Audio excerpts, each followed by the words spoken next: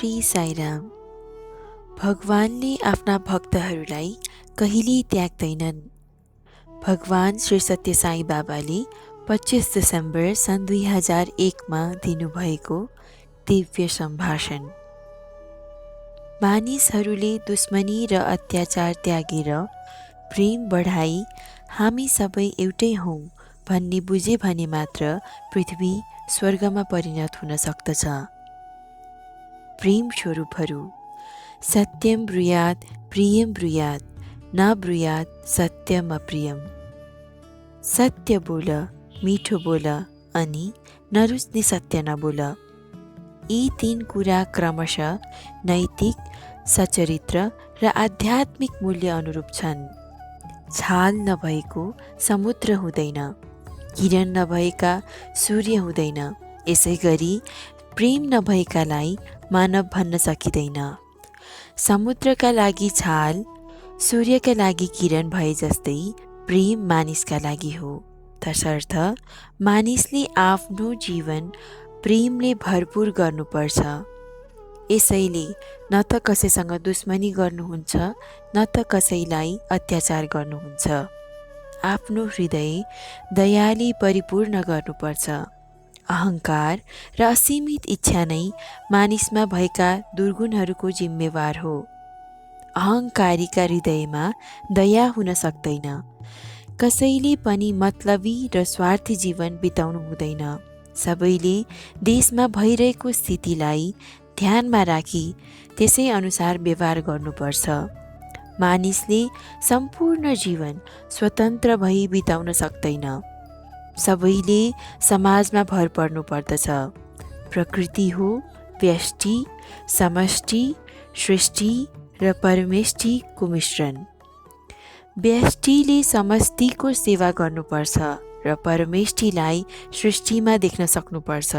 एउटा व्यक्तिले समाजप्रति आफ्नो कर्तव्यको बोध गर्न सकिन भने उसको जीवन निरर्थक हुन्छ भनी जिजसले भनेका छन्।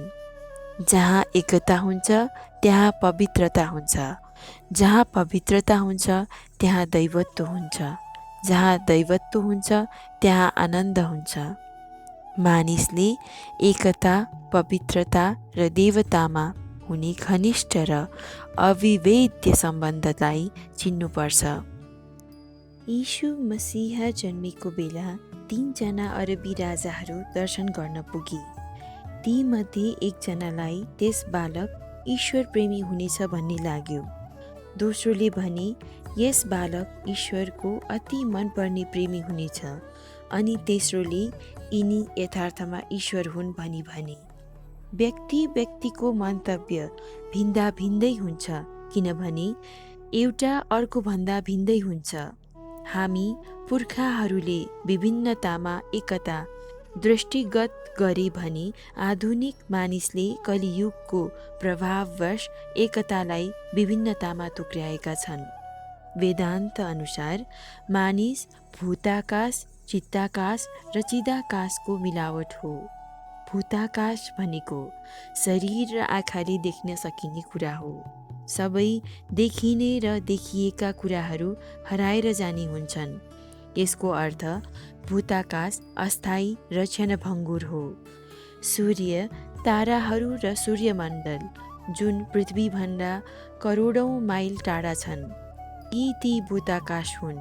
नदीहरू, समुद्रहरू, वनजङ्गल, पहाडहरू जम्मै भूताकाश अन्तर्गत पर्दछन्।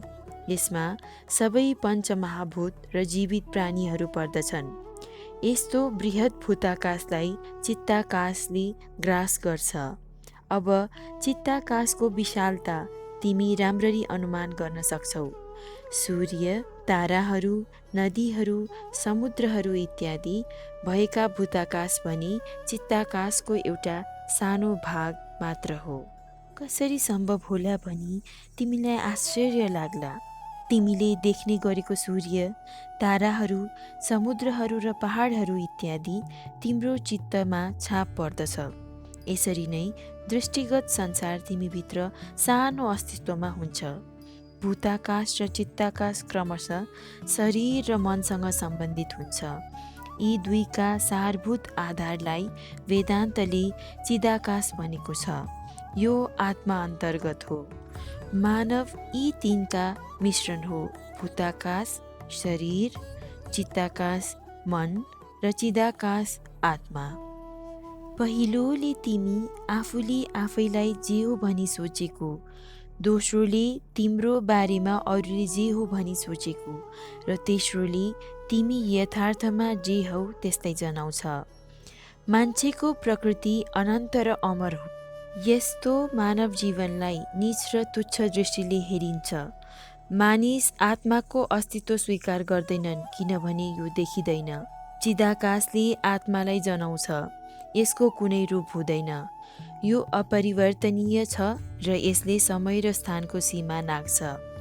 वेदान्तले यसलाई निर्गुण, निरञ्जन, सनातन, निकेतन, नित्य, शुद्ध, बुद्ध, मुक्त, निर्मल, स्वरूपिनम भनी बयान गरेको छ। भूताकाश जाग्रत स्थिति अन्तर्गत पर्दछ भने चित्ताकाश सपना स्थितिमा र चिदाकाश सुषुप्ति तथा घोर निन्द्रा स्थितिमा। चिदाकाश स्थितिमा आनन्दको अनुभव हुन्छ। तिमी राति मस्त निन्द्रामा हुँदा शान्तिको अनुभव भएबाट यसलाई बुझ्न सकिन्छ। यो मेरो शरीर, यो मेरो मन भनी तिमी भन्छौ भने यीबाट तिमी भिन्दै भयो भन्ने बुझिन्छ। यथार्थमा तिमी मालिक आत्मा हौ। मनलाई तह लगाऊ र मनको मालिक बन। प्रत्येक कुरोको मालिक भएर पनि मानिसले कसरी आफैलाई नीच र कमजोर सम्झन सक्छ। चिदाकाश मानिसको सच्चा रूप हो।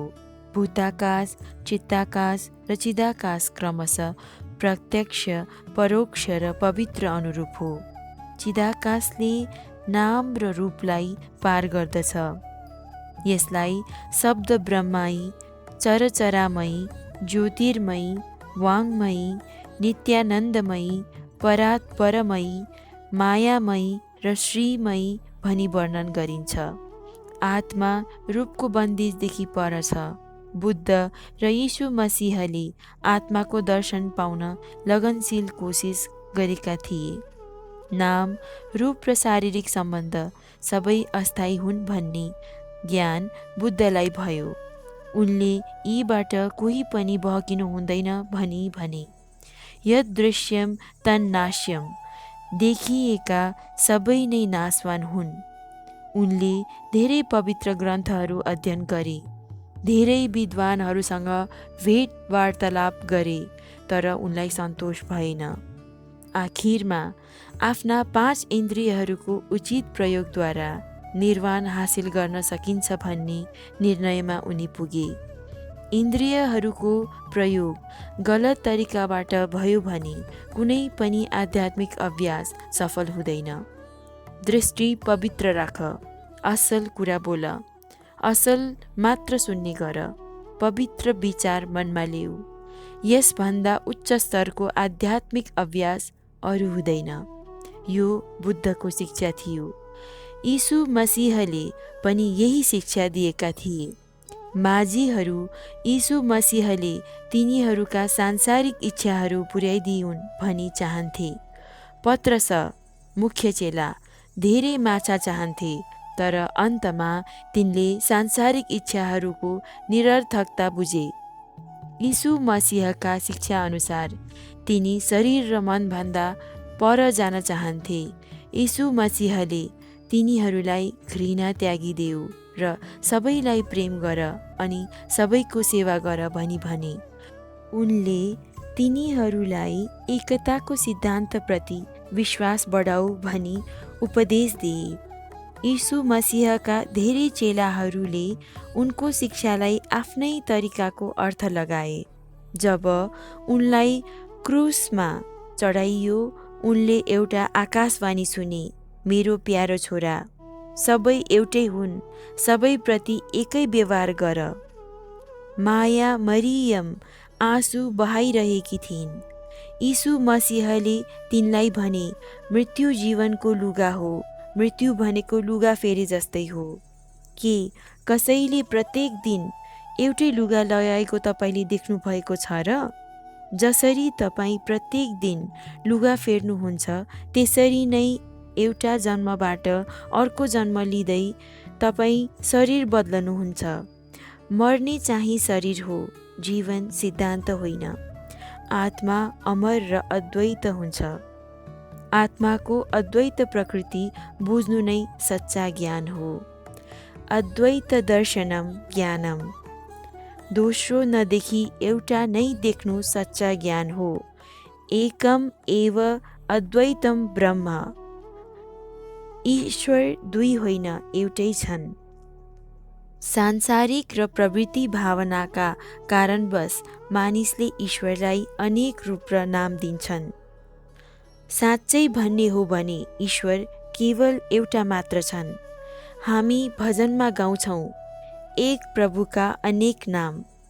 शारीरिक आसक्ति त्यागिदेऊ अनि मात्र आत्माप्रति स्नेह बढाउन सक्छौ। तिमीले भौतिक शरीर पाएको हुँदा आफ्नो कर्तव्य लगनशील भई पुरा गर्नुपर्छ। तैपनि यो शरीर स्थायी हो भन्ने भ्रममा पर्नु हुँदैन। सबै लौकिक सम्बन्धहरू उडिरहने बादल जस्ता हुन् र ती परिवर्तन भइरहने हुन्छन्। सत्य मात्र कहिले परिवर्तन हुँदैन, त्यो हो चिदाकाश, आत्माका सिद्धान्त। एउटी आमाका 4 जना छोराहरू छन्। पहिलो छोराले रातो रङको, दोस्रोले हरियो रङको, तेस्रोले कालो रङको र चौथोले सेतो रङको रस माग्छन्। आमाले कसो गर्ने?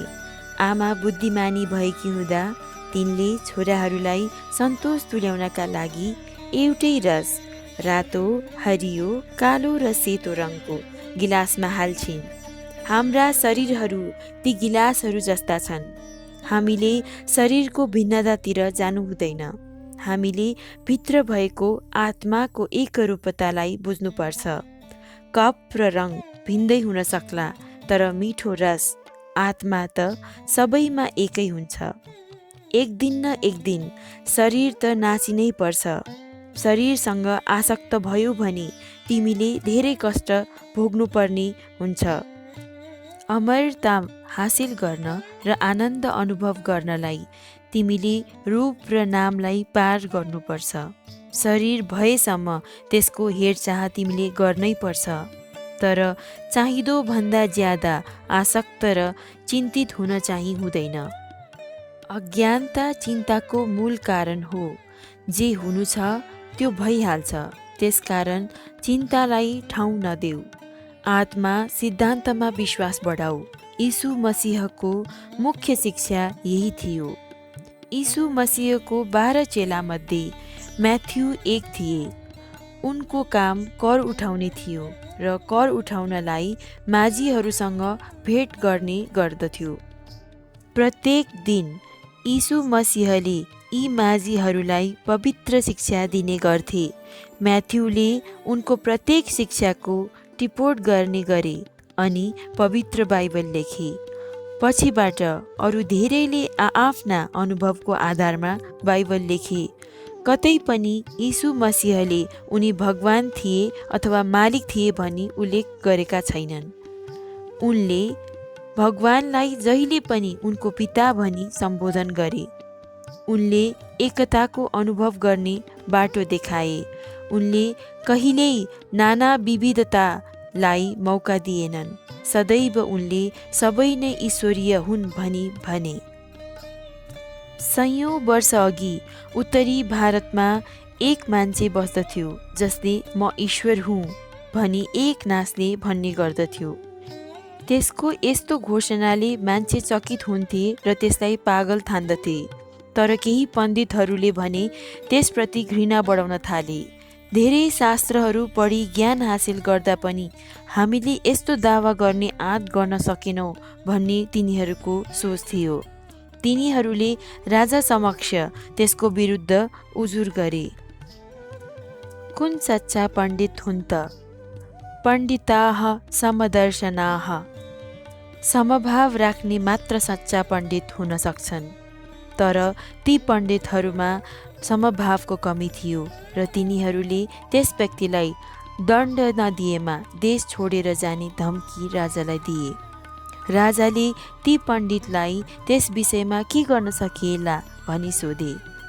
पण्डितहरूका राय अनुसार राजाले त्यस मान्छेको खुट्टा काट्ने आज्ञा दिए। खुट्टा काटिँदा पनि त्यसलाई पटक्कै दुखेन। म ईश्वर हुँ भनि नै रह्यो। त्यसका काटिएका खुट्टाबाट निस्केका रगतका धाराबाट पनि म ईश्वर हुँ भन्ने सुनिन्थ्यो। ती मूर्ख पण्डितहरूको कुरा सुनेकोमा अब राजालाई पछुताउ भयो। सुरुदेखि नै यीशुले ऊ ईश्वर हो भनी कहिले भनेनन्। उनले ईश्वर मेरा पिता हुन् मात्र भने। उनले ईश्वर एउटै छन् र सबै उनका सन्तान हुन् भनी मानिसहरूलाई सिकाए। उनको आलोचकहरूले मुख्य पुजारीलाई उनको विरुद्ध कुरा लगाए। पुजारीलाई यीशुले सत्य भनेका हुन् भन्ने थाहा थियो, तर आफ्नो ओहदा सुरक्षित राख्नका खातिर तिनले यीशुको पक्ष लिएनन्। यीशुलाई क्रसमा टाङ्नुपर्छ भन्ने निर्णय भयो। राज्य प्रशासकले आदेश दिए, तर पछि तिनलाई पछुतो भयो। जब यीशु क्रसमा उठे तिनले उनको गौरव चारैतिर फिजाए। रोमहरूले यीशुलाई पर्सना अर्थात् पवित्रता युक्त व्यक्ति भनी सम्बोधन गरे। अङ्ग्रेजी शब्द पर्सन व्यक्ति यसैबाट निकालिएको हो। प्रत्येकमा दैवत्व छ भन्ने यसको अर्थ हो। यसैले ईश्वरीय स्वरूपहरू भनी म तिमीहरूलाई सम्बोधन गर्छु। म र तिमी एउटै हौ। प्रत्येकमा दैवी आत्मा छ। उही स्वयंलाई पर्सना भनिन्छ। दैवत्व नभई जीवन सिद्धान्त हुँदैन। सर्वतः पानी पादम तत् सर्वतोक्षि शिरोमुखम सर्वतः श्रुति मालोके सर्वामावृता। हात, खुट्टा, आँखा, टाउको, मुख र कानहरूले प्रत्येक कुरालाई छिचोल्दछन्। उनी सम्पूर्ण ब्रह्माण्डमा व्याप्त छन्। दैवत्व सबै रूपमा व्याप्त हुन्छ। बाइबल र कुरानमा धेरै पवित्र उपदेशहरू छन्, तर मूर्ख मान्छेहरू जसले यी उपदेशहरू बुझेका छैनन् तिनले गलत बाटो लिइरहेछन्। मुसलमानका अल्लाह उनी, क्रिस्चियनका हुन् जेहोवा। विष्णु उपासक पुज्दछन् कमल नयन भनी। शम्भु बोलाउँछन् भक्त ती शिवका। सुन्छन् उनी खुसी भई जे भनी पुकारे पनि। दिन्छन् यश र वैभव, वर्षाउँछन् आनन्द र खुसियाली। एउटै छन्, एउटै हुन् उनी। जान तिमी परम स्वयंलाई परमात्मा भनी। तिमी आफ्नो सन्तुष्टिका लागि भगवानलाई विभिन्न रूप र नाम दिन्छौ, तर निचोडमा ईश्वर एउटै छन्। चाहे राम, कृष्ण, अल्लाह या यीशु जो हुन्, सबैका शिक्षा मानिसका मुक्तिका लागि हो। कुनै पनि धर्मले हिंसा र कसैलाई हानि पुर्याउने उपदेश दिँदैन। केही दुष्ट मन भएका मानिसहरूले ती पवित्र उपदेशहरूको गलत अर्थ लगाइरहेका छन् र दुष्कर्म मनलागी तरिकाले गरिरहेका छन्। सबै पवित्र आत्माहरूले सत्कर्म सिकाएका छन्। उनीहरूले सबैलाई प्रेम गर भने। उनीहरूले घृणा गर्ने उपदेश दिएनन्।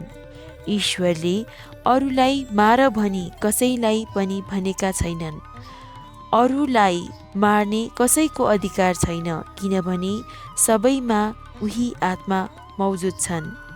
ईश्वरको नाममा मानिसहरूले अक्षम्य अपराध गरिरहेछन्। यो कसैको लागि पनि राम्रो होइन। सबैलाई प्रेम गर, सबैको सेवा गर। तिमी सदैव कृतज्ञ हुन नसकौला, तर सधैँ आभारी भएर बोल्न त सक्छौ। प्रेम भन्दा ठुलो कुनै भगवान हुँदैन। प्रेम भगवान हो, भगवान प्रेम हो। प्रेममा बाँच्ने गर, दुर्गुण हटाऊ। क्षुद्र मन भएका मानिसहरू तिनीहरूका क्षुद्रता भगवानलाई सुम्पने कोसिस गर्दछन्। यो अज्ञानताको चिन्ह हो। यस्ता मानिसहरूको वास्ता नगर। आफैमा विश्वास गर, होइन भने तिमीमा भगवानप्रति प्रेम हुन सक्दैन। आधुनिक शिक्षा प्रणालीमा अवगुण भएका कारणवश दिन पर दिन मानिसमा प्रेम घटिरहेको छ, घृणा बढ्ने क्रममा छ। मानिसले यथार्थ भुलिरहेका छन् र फलस्वरूप अनर्थको अधीनमा परिरहेछन्। उसले पशुत्वको विकास गरी मानवतालाई बिर्सदैछ, पशुत्वको नाश गरी मानवतालाई दैवत्वमा रूपान्तरण गर्नु नै सच्चा आध्यात्मिकता हो। पशुत्वलाई नहटाइकन दैवत्व हासिल गर्न सम्भव हुँदैन। आजकल मानिस उसको स्वार्थी प्रेमका कारण पशु जस्तो व्यवहार गर्दछ। यस्ता मानिसले सुख पाए पनि कहिल्यै रमाउन सक्दैन, ऊ जहिले पनि दुःखमा डुबेको हुन्छ। जति बढ्ता अरूलाई माया गर्छौ उति नै बढी आनन्द तिमीले अनुभव गर्दछौ। जति धेरै घृणा बढाउँछौ उति नै बढी तिम्रो जीवन दुःखदायी हुन्छ। प्रेम स्वरूपहरू। ईश्वर प्रेम स्वरूप हो र मान्छे पनि प्रेम स्वरूप हो भन्ने बुझ। दैवम मानस रूपेण। भगवानले मानव रूप लिनुहुन्छ, यसकारण तिमी ईश्वर हौ। पशुहरूमा पनि दैवत्व हुन्छ। गाई भैँसीहरू कराउँदा अम्बा देवी माँ सुनिन्छ, यसैले तिनीहरूमा दैवत्व भएको प्रमाणित हुन्छ।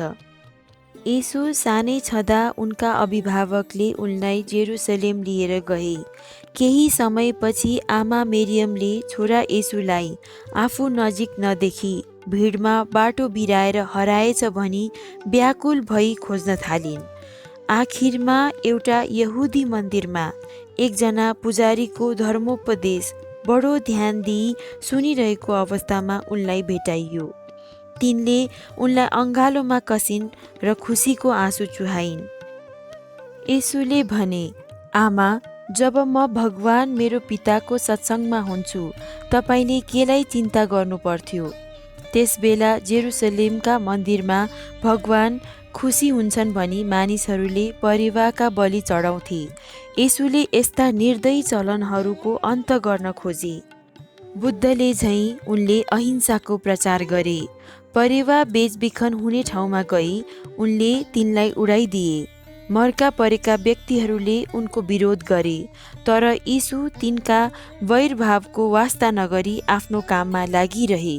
उनले दोष र स्याबासी कुनैलाई पनि महत्त्व दिएनन्, कारण ती आत्मासँग सम्बन्ध नभई शरीर सम्बन्धित थियो। महाभारतमा पनि यस्तै भनिएको छ। जब पाण्डवहरूले कृष्णलाई अग्रताम्बुलम प्रमुख पूजा चढाए, दुष्ट शिशुपालले कृष्णलाई गालीको बौछार गर्यो। त्यसले कृष्णलाई भन्यो, गोपिनीहरू नुहाइरहेका बेला तिनीहरूका सारी चोरेको हुँदा यो सम्मान तिमीलाई प्राप्त भएको भनी ठान्दछौ? आफ्नै बढी बढाउमा यसरी नमात्यु, यसलाई अन्त गर। शिशुपालले यसरी कृष्णलाई गाली गरेको सुन्दा धर्मराजले आँसु चुहाए। कृष्णले पूजाको थाली शिशुपालतिर हुत्याए। त्यो थाली एउटा चक्रमा परिणत भई त्यसले शिशुपालको गर्दन छिनाल्यो। त्यसबेला शिशुपालको रगत कृष्णको चरणमा छ्यापियो। यो देखेर धर्मराज छक्क परे।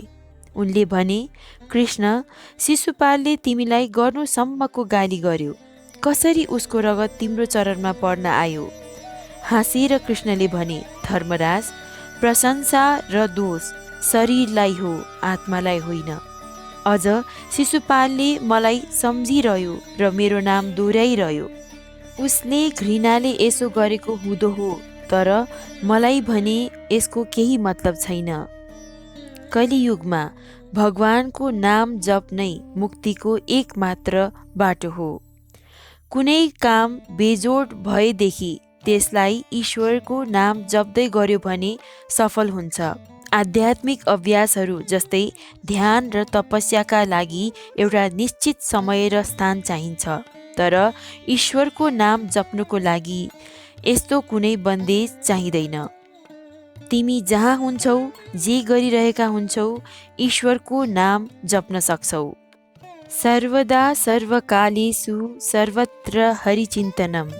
यसअघि बोल्ने मध्ये एउटाले तथा सत्यसाई सन्देशवाहक परिवारको एउटा सदस्यले स्वामीले तिनीहरूलाई कहिले पनि भुल्नु हुँदैन भनेर प्रार्थना गरे। भगवानले कसैलाई भुल्छन् भनी सोच्नु केवल तिमीहरूको कल्पना, चिन्तन, प्रतिक्रिया र तिम्रा आन्तरिक भावनाहरूको प्रतिध्वनि मात्र हो। भगवानले कसैलाई पनि कहिल्यै भुल्दैनन्। केवल भक्तहरूले मात्र भगवानलाई सम्झने र भुल्ने गर्दछन्। भगवान सबैलाई बराबर माया गर्छन्। यसकारण प्रेमलाई बढाऊ, दुष्प्रवृत्तिहरूलाई त्यागिदेऊ। आधुनिक शिक्षा पद्धतिले शिक्षार्थीहरूमा खराब आचरण बढाइरहेछ। खराब आचरण भएकालाई विद्यार्थी भन्न ठ्याम्मै सकिँदैन। श्रीनिवासनले भने झैँ साई विद्यार्थीहरू त्यस्ता छैनन्। केही मानिसहरू साई विद्यार्थी हुँ भन्ने धाक लाउँछन् तर दुष्कर्ममा लाग्दछन्। तर हाम्रा विद्यार्थीहरू अत्यन्त पवित्र र सदाचारी छन्। कसैले पनि तिनलाई औँला ठड्याउन सक्दैनन्। आज धेरैजनाले निजी स्वार्थ खातिर साईको नामलाई दुरुपयोग गरिरहेछन्। म त्यस्ता व्यक्तिसित पनि खुसी नै छु, कारण भगवानको नामसम्म त तिनले जपे। भगवान नाम जपले मात्र पनि तिमीलाई मुक्त गर्दछ। कुनै दुष्ट आचरणलाई स्थान नदेऊ, दोषारोपणलाई मौका नदेऊ। तिम्रो जीवन प्रेमले भिजाएर बिताऊ। प्रेमलाई ईश्वर ठान। प्रेमभन्दा महान अरू केही हुँदैन। जय साईराम।